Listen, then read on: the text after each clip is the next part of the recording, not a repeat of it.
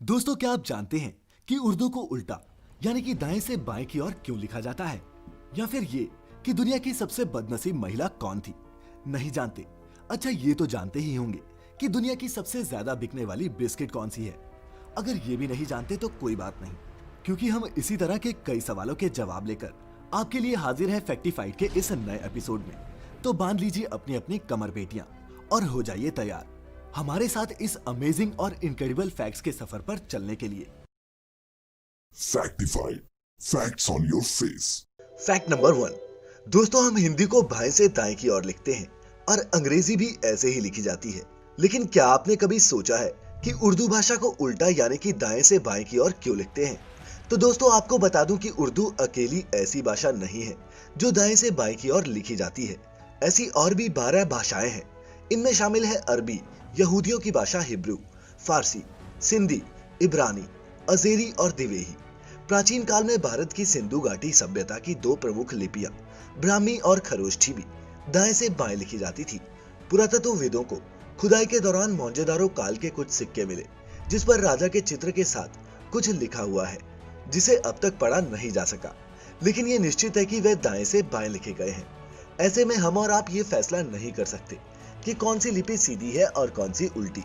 इसीलिए ये कहना बेमानी है कि उर्दू उल्टी लिखी जाती है।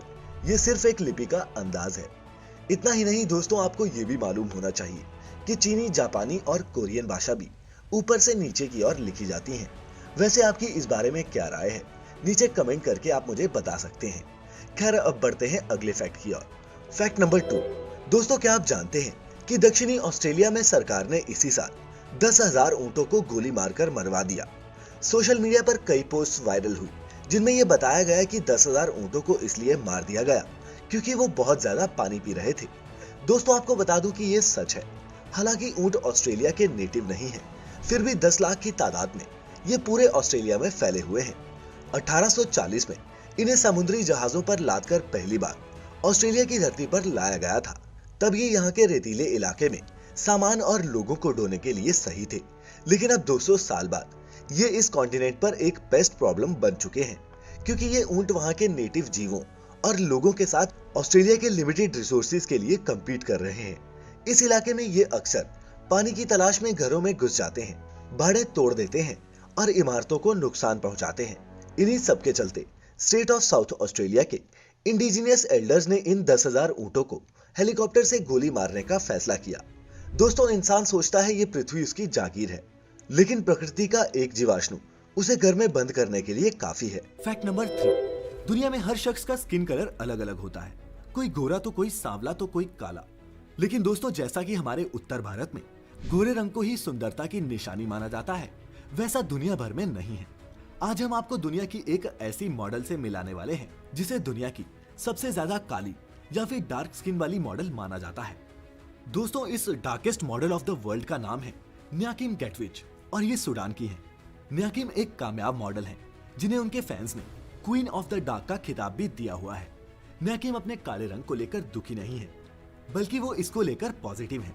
न्याकिम सोशल मीडिया पर काफी एक्टिव रहती हैं और अपनी तस्वीरें शेयर भी करती रहती हैं।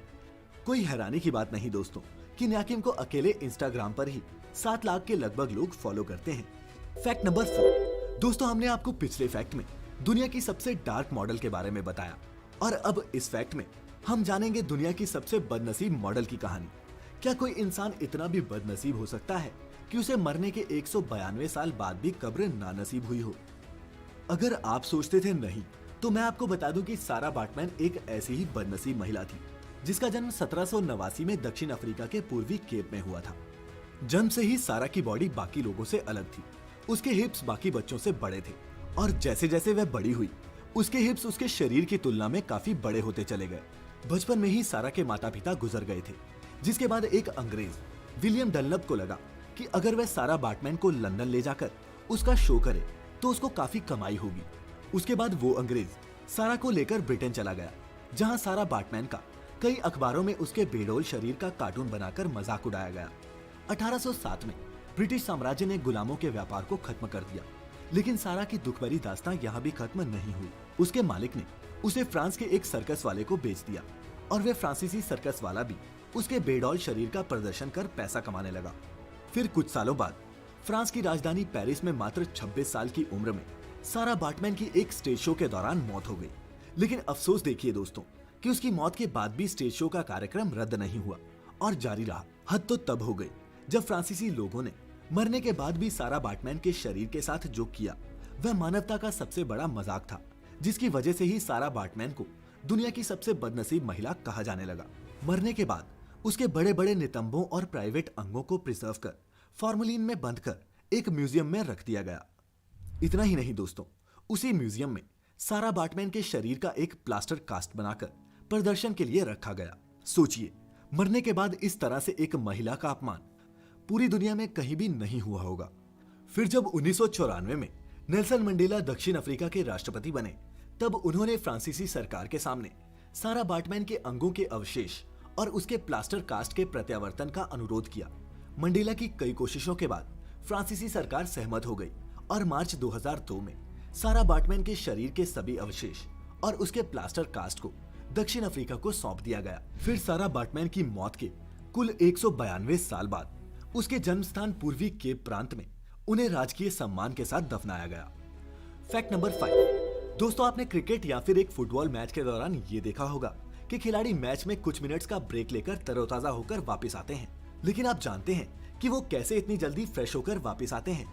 तो दोस्तों आपको बता दूं कि फील्ड पर जब भी खिलाड़ी सुस्त पड़ने लगते हैं या फिर थकान महसूस करने लगते हैं, तब वो कुछ मिनट्स का ब्रेक लेकर ड्रेसिंग रूम जाते हैं और एक आइस बाथ लेते हैं। आइस बाथ मतलब बर्फीले पानी में डुबकी। खिलाड़ी ऐसा क्यों करते हैं या फिर आइस बाथ लेने से उन्हें क्या फायदा होता है, आइए जानते हैं। आपको बता दूं कि दुनिया भर में किसी भी मैच के दौरान ड्रेसिंग रूम्स में आइस बाथ की फैसिलिटी होती ही है, और ऐसा इसलिए होता है क्योंकि खेल के दौरान खिलाड़ियों के शरीर में बहुत ज्यादा लैक्टिक एसिड बनता है, जिससे मसल सुस्त पड़ जाती हैं। जब भी कोई खिलाड़ी आइस बाथ लेता है तो ठंडा पानी बॉडी की सारी धमनियों को टाइट कर देता है, जो थकी हुई मसल से लैक्टिक एसिड निकालने में मदद करता है। मसल्स को रिकवर करने का ये सबसे तेज तरीका है। साथ ही आइस बाथ का तापमान कितना होना चाहिए ये उस दिन के मौसम पर भी डिपेंड करता है। इसके अलावा ये भी माना जाता है कि शारीरिक रूप से मेहनत करने या फिर व्यायाम के बाद बर्फीले पानी से नहाने से मांसपेशियों को आराम मिलता है। तो दोस्तों, अगर आप भी कोई एक्सरसाइज करते हैं या फिर कोई भी शारीरिक मेहनत करते हैं तो आप भी आइस बाथ लेकर खुद को एकदम तरोताजा कर सकते हैं। बाकी आपकी मर्जी। फैक्ट नंबर 6 दोस्तों, कनाडा और अमेरिका के कई हिस्सों में बर्फ ही बर्फ होती है। टेम्परेचर भी -5 -10 डिग्री सेल्सियस कोई बहुत बड़ी बात नहीं, लेकिन फिर भी हम किसी रिश्तेदार के साथ वीडियो कॉल पे या फिर टीवी पर देखते हैं कि जहाँ टेम्परेचर माइनस में होता है, बाहर बर्फ गिर रही होती है, वहीं वहाँ के लोग एक सूती कपड़ा पहने हुए होते हैं। जबकि हमारे यहाँ तापमान 10 के नीचे गिरता नहीं कि कंबल रजाई से हम बाहर नहीं निकलते। हमने हॉलीवुड मूवीज में भी देखा है कि घर में घुसते ही सबसे पहले लोग अपने मोटे मोटे कोट उतारते हैं। तो क्या घर के अंदर उन्हें ठंड नहीं लगती? क्या दोस्तों कभी आपने इस बारे में सोचा है? नहीं, सच बताना कमेंट्स में। तो दोस्तों, जो नहीं जानते उनको बता दूं कि इसका कारण ये है कि वहां घर के बाहर चाहे कितनी भी ठंड पड़े, घर के अंदर का तापमान 25-26 डिग्री सेल्सियस यानी कि नॉर्मल ही रहता है। क्योंकि जैसे हम गर्मी में एसी चलाते हैं, वह लोग हीटर का इस्तेमाल करते हैं, जिसकी हीटिंग पूरे घर को गर्म रखती है। तो क्या कुछ समझे? बढ़ते हैं अब आगे। फैक्ट नंबर 7 दोस्तों, हम खाते हैं तो चलते हैं। खाना इंसानों के लिए एक फ्यूल की तरह है। हम दिन भर में कई चीजें खाते हैं, कुछ जरूरी और कुछ बस स्वाद के लिए। लेकिन दोस्तों, अगर हमें खाने के बिना एक दिन भी रहने के लिए कहा जाए तो हमारी हालत खराब हो जाएगी। लेकिन दोस्तों, क्या कभी आपने सोचा है कि हमें भूख लगती क्यों है? हमें कैसे पता चलता है कि और खाना चाहिए? नहीं पता तो अभी बताता हूँ। दोस्तों, जैसे कि हम जो भी खाना खाते हैं उसमें कार्बोहाइड्रेट, प्रोटीन्स और फैट्स होते हैं। हम ये जब खाते हैं तो हमारे खून में ग्लूकोज की मात्रा बढ़ जाती है और फिर यही ग्लूकोज हमें एनर्जी देता है काम करने की, सोचने की। लेकिन हम सारा का सारा ग्लूकोज उसी टाइम इस्तेमाल नहीं कर सकते। इसके लिए पैनक्रियाज से इंसुलिन निकलता है, जो इस ग्लूकोज को ग्लाइकोजन और फैट्स में बदल देता है। हमारी पैनक्रियाज ग्लूकोज की वजह से ही इंसुलिन निकालती है। ये हमारे लिवर में इकट्ठा होता जाता है। जब ग्लूकोज की मात्रा में कमी आती है, लिवर से ग्लाइकोजन भी खत्म होने लगता है और हमें भूख लगने लगती है। दोस्तों, हमारे दिमाग के हाइपोथैलेमस में 2 ऐसे केंद्र होते हैं जो हमारे खाने से संबंधित क्रियाओं पर नियंत्रण रखते हैं। इनमें से एक केंद्र हमें खाने के लिए प्रेरित करता है तो दूसरा हमें पेट भर जाने का संकेत देता है। इन दोनों को एकजुट एपिस्टेट कहा जाता है। इसके अलावा कुछ हार्मोन्स भी हमारे शरीर में भूख लगने और खाने के बाद पेट भर जाने के साइकिल को नियंत्रित करते हैं। Fact number 8। दोस्तों, क्या आप जानते हैं कि दुनिया में सबसे ज्यादा बिकने वाला बिस्किट कौन सा है? अच्छा, अगर मैं कहूँ कि वो इंडियन है तो शायद आपको ये गेस करने में ज्यादा मुश्किल ना हो। जी हाँ, मैं पार्ले जी की ही बात कर रहा हूँ। दोस्तों, पार्ले जी इस दुनिया का सबसे ज्यादा बिकने वाला बिस्किट है। पार्ले जी के 480 मिलियन यानी कि करीब 48 करोड़ पैकेट एक दिन में खपत होते हैं। जब तक आप इस फैक्ट को अपनी स्क्रीन पर देख रहे हैं तब तक दुनिया भर में इसके 8000 से ज्यादा पैकेट खोले जा चुके हैं। है ना कमाल? 5 रुपए का ये पैकेट एक गरीब के नाश्ते से लेकर स्कूल में लंच बॉक्स तक अपनी जगह बनाने में कामयाब रहा है। आज जब हमारा पूरा देश कोरोना जैसी महामारी की चपेट में है और कई अपनों से बिछड़े भूखे प्यासे भटक रहे हैं, तब पार्ले जी ने करीब 3 करोड़ पार्ले जी के पैकेट मुफ्त में बांटने का फैसला किया है ना ये फैक्ट और वीडियो आपके एक लाइक के लायक। Fact number 9। दोस्तों, हमारे देश में प्रथा के नाम पर किसी लड़की या लड़के के मांगलिक होने के कारण उसके परिवार वाले उसकी शादी से पहले उसकी शादी किसी पेड़ या फिर कुत्ते, बकरी, सांप, मेंढक, गधा और ना जाने किस किस से करा देते हैं ताकि उसके दोष कट सकें और उनका वैवाहिक जीवन सुखी हो सके। लेकिन दोस्तों, आज मैं आपको एक ऐसे शख्स के बारे में बताने जा रहा हूँ जिसे जब किसी लड़की से सच्चा प्यार नहीं मिला तो उसने एक रोबोट से ही शादी कर ली और आज भी वो उस रोबोट को एक पत्नी की तरह ही प्यार करता है। दिल को छू लेने वाली ये कहानी चीन के रहने वाले 31 साल के जेंग की है। दोस्तों, आपको बता दूं कि जेंग ने 2016 में एक फीमेल रोबोट बनाया और फिर उसने 31 मार्च 2017 को उसी रोबोट से शादी कर ली। जेंग के दोस्तों की माने तो उसे जब किसी भी लड़की से सच्चा प्यार नहीं मिल पाया तो वो बहुत परेशान हो गया और इसी वजह से उसने खुद के बनाए इस रोबोट को ही अपना जीवन साथी चुन लिया। जेंग की दुल्हन का नाम यिंगिंग है और आपको ये जानकर हैरानी होगी दोस्तों कि ये रोबोट चाइनीज कैरेक्टर्स और तस्वीरों को पहचानने के साथ साथ कुछ लाइंस बोल भी सकता है।